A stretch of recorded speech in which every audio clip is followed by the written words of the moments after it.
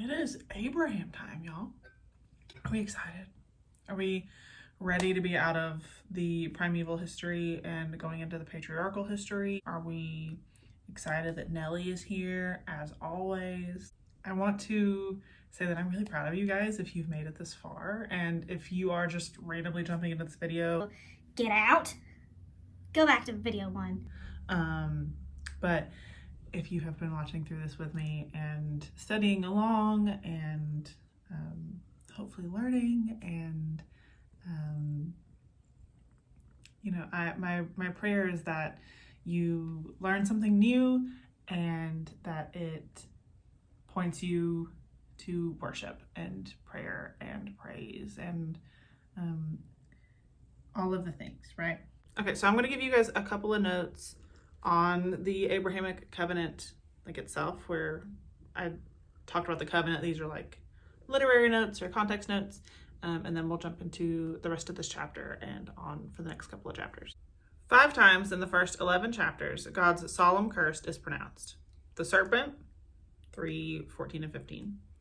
The ground, 3:17. Cain, 4:11.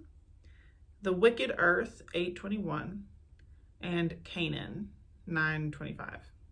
Now, God begins the process of starting over with a new first family by pronouncing a 5-fold blessing on Abram. The Word Biblical Commentary said, "Make your name great" has its closest parallel in the Davidic covenant, 2 Samuel 7:9. Otherwise, only the name of God is great. A note in the ESV Study Bible that says, "A new and sudden hope in an otherwise predominantly negative story so far."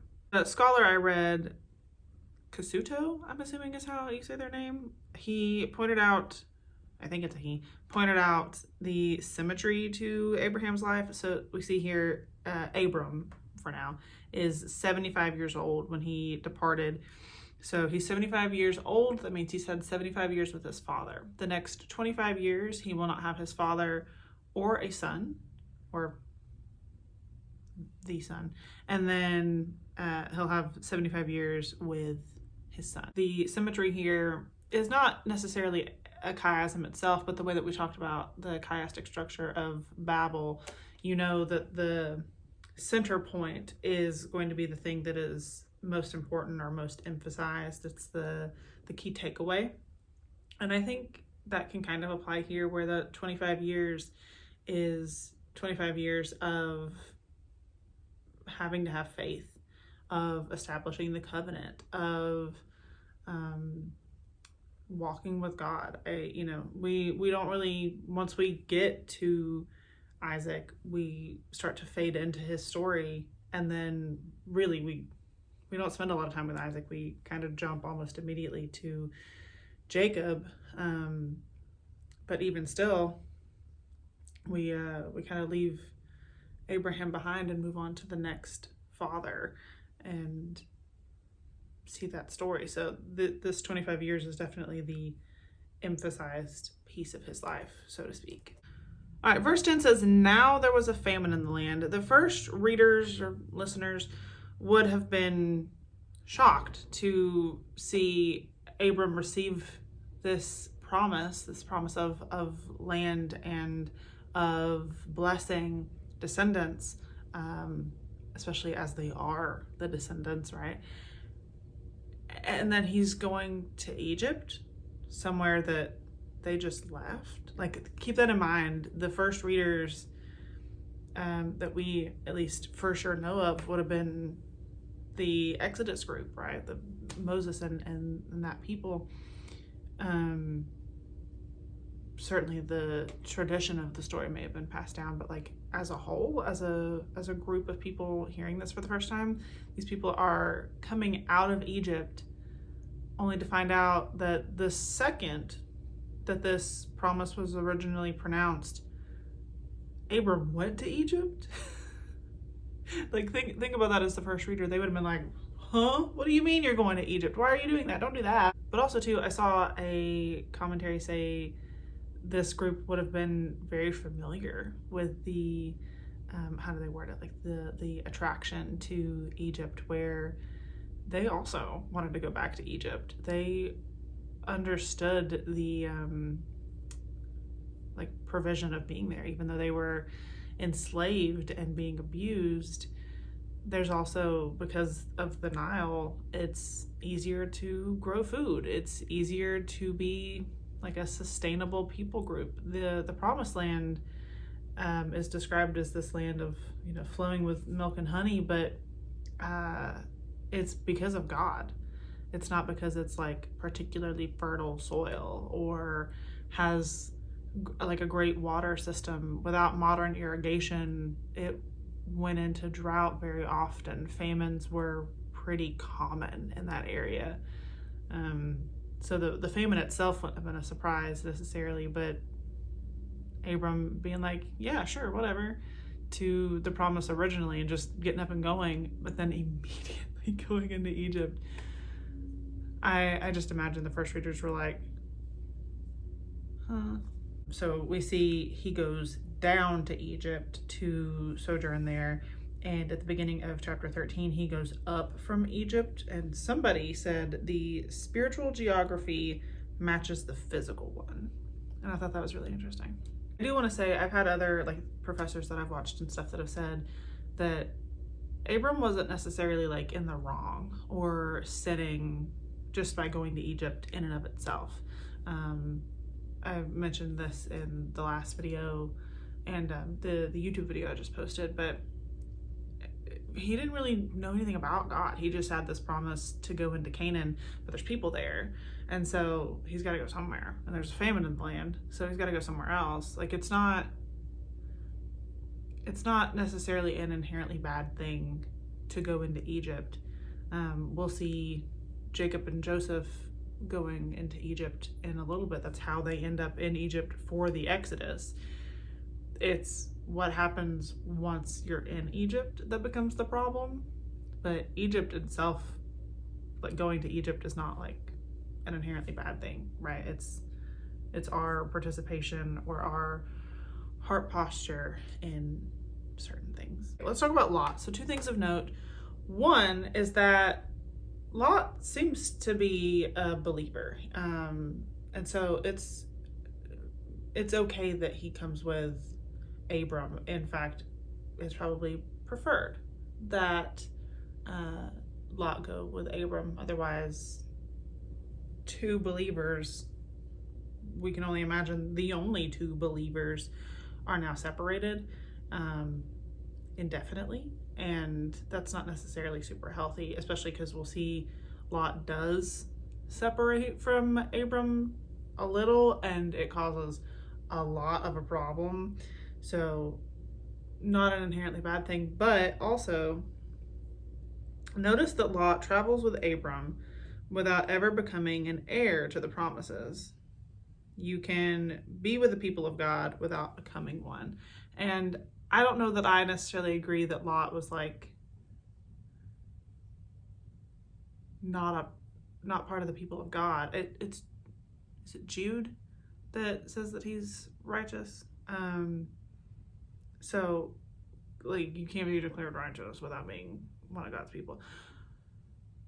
But it is something of note to say that like you can maybe be part of the people of God and still end up in worldly, sinful hullabaloo. You're not like immune to it just because you are part of a Bible study or you go to church on Sundays or something. Those are good things. You should go to church on Sundays. I encourage you to be part of a Bible study if you're currently watching one. But they don't like,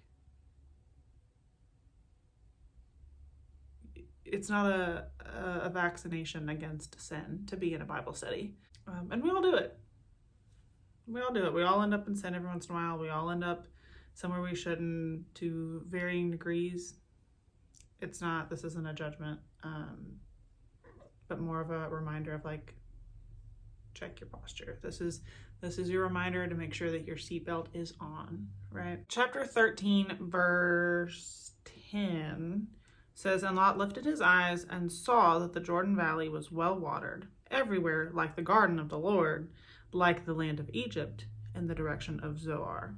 This was before the Lord destroyed Sodom and Gomorrah. And I have a couple of things to say. So first is that he lifts his eyes and sees the Jordan Valley. This is similar language to Eve in the garden and the sons of God before the flood. So chapters 3 and 6, this idea of looking and seeing something and deciding that it's good is a pattern that we've established already.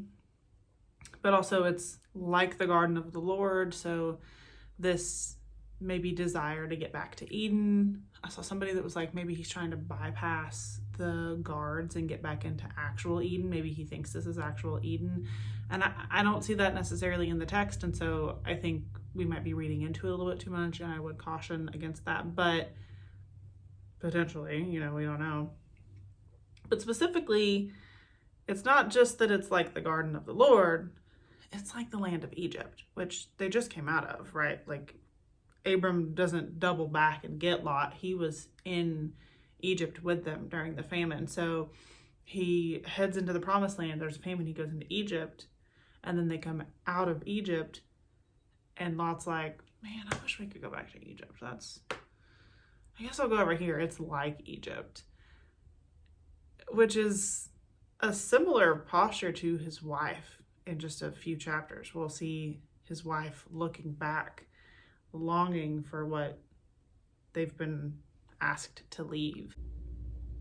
Boop. Something I didn't notice, and maybe I should have, but just brain no work every time I read this section of Genesis, is the gifts that Abram receives for Sarah. That's a bride price. She was being bought to be a bride. And like I said, I maybe should have realized that, and all of you watching, I imagine, are like, yeah, we know that, idiot, but like, I didn't pay any attention. I don't think about bride prices, I'm sorry. So a contrast of Lot lifting his eyes and seeing something, and then in verse 14, the Lord has Abram lift his eyes, or tells him to lift his eyes. So lifting his eyes on his own and deciding what is good versus being told to lift your eyes and being shown the promises of God being reiterated, or the promise. This is like the covenant being reiterated, sort of. Ancient Near Eastern hospitality would have Abram offering Lot to pick whatever he wanted, but as the younger family member, Lot really should have refused or deferred back to Abram to choose. Southern hospitality is probably, as far as like American culture goes, the closest thing to ancient Near Eastern hospitality, but they went like above and beyond as far as like the idea of being hospitable. So hospitality would have Abram offer this to Lot, but then Lot should have, in that hospitality, deferred back to Abram, is essentially what I'm getting at here. Yes? Oh. Why'd you get down? If you were just going to come right back. Okay, I want to talk about how Genesis 12 is a foreshadowing of the Exodus story, and then we'll talk about Melchizedek, and then we're done.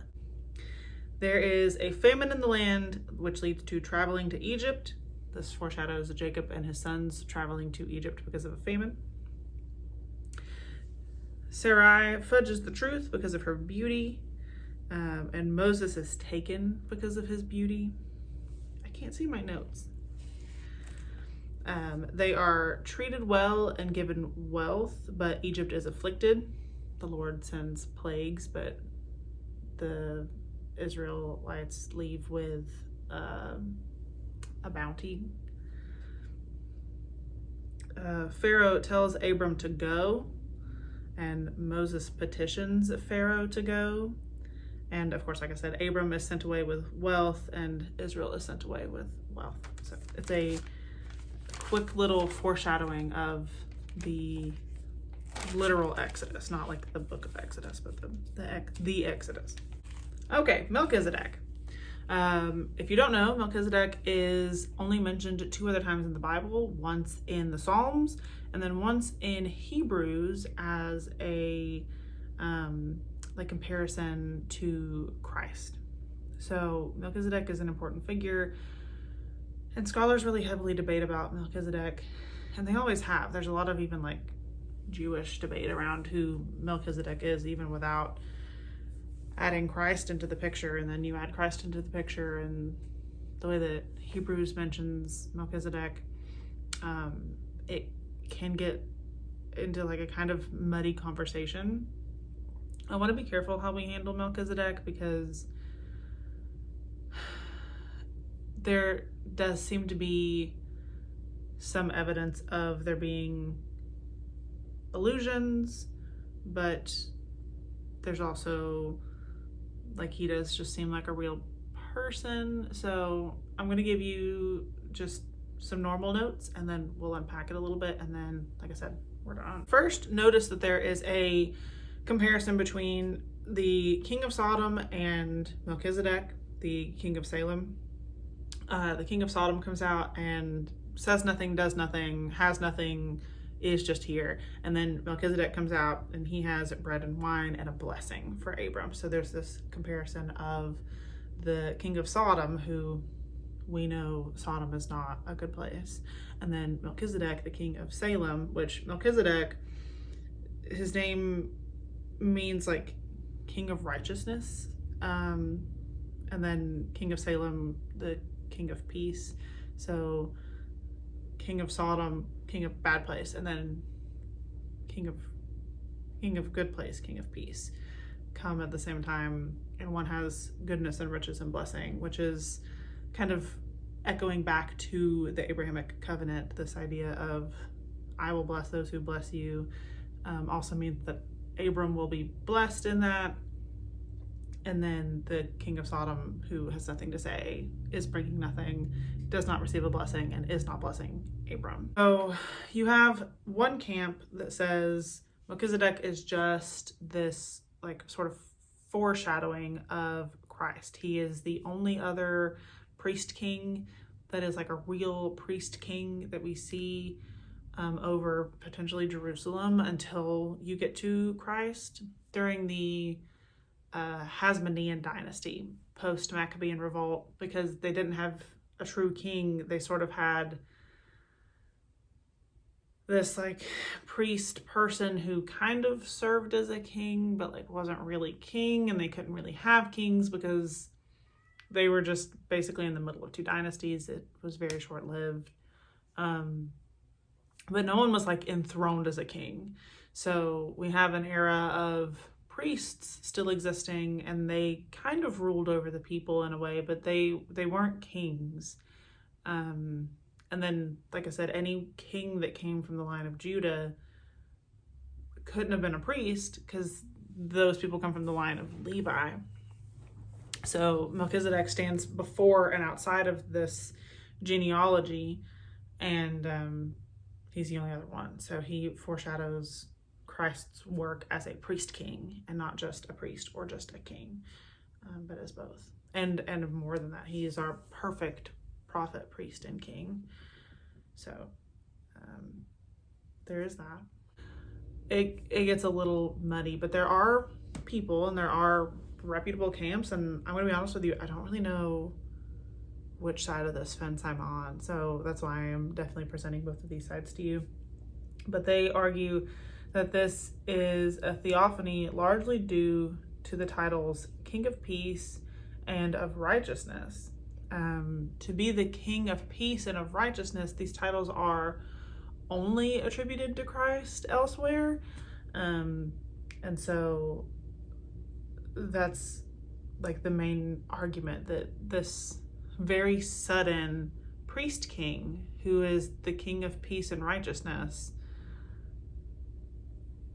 offers the priestly life-giving elements of bread and wine, which is obviously, like today we see that with communion. We know that, like, Jesus says he is the bread of life, and That's like the wine elements from the Last Supper with our communion, and it's, you know, there's a lot tied up in it. I don't know which side I stand on. I could definitely see it being a theophany or a Christophany, because this seems to actually be, if it is a theophany, pre-incarnate Christ. We've talked about like God on foot is the pre-incarnate Son. I don't know. I have a lot of questions about this and a lot of theories that I've read that they all seem very plausible. And this is one of the main reasons why I said don't start here. So if you made it this far in the video and you haven't watched any of the other ones, you're grounded. Go watch the other videos. But there's a lot to unpack with Melchizedek, and so early in our studies, it's very much like wrestling with a billy goat. I don't know what to make of it personally.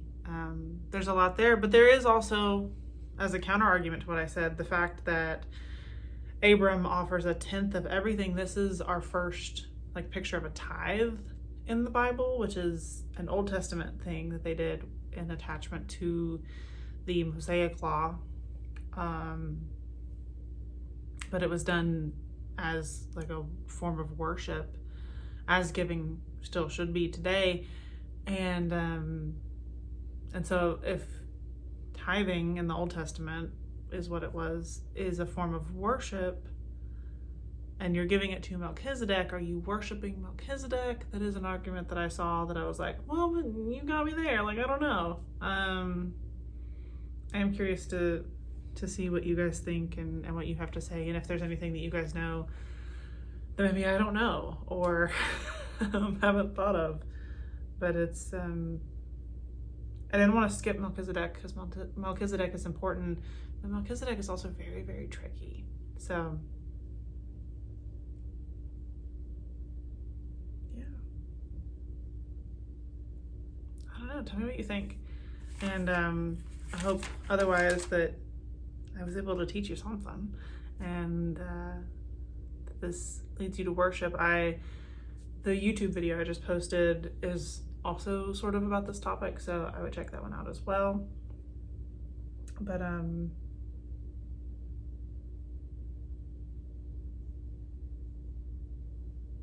you go. I'll see you soon. Okay, love you, bye.